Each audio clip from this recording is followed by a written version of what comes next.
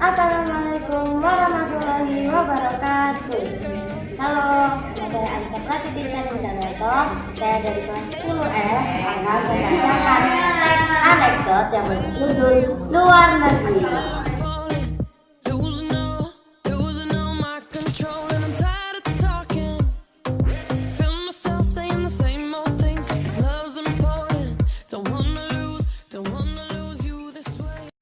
Pada suatu pagi, Bogi, Bona, dan Laras sedang berkumpul di dalam kelas.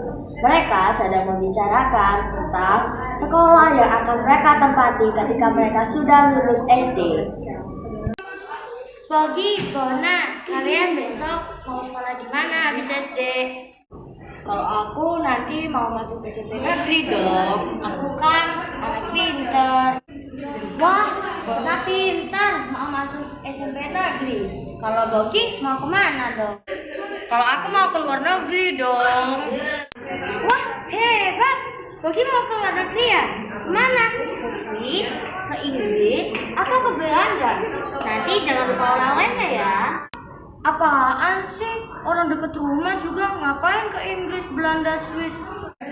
Loh, katanya mau ke luar negeri. Gimana sih?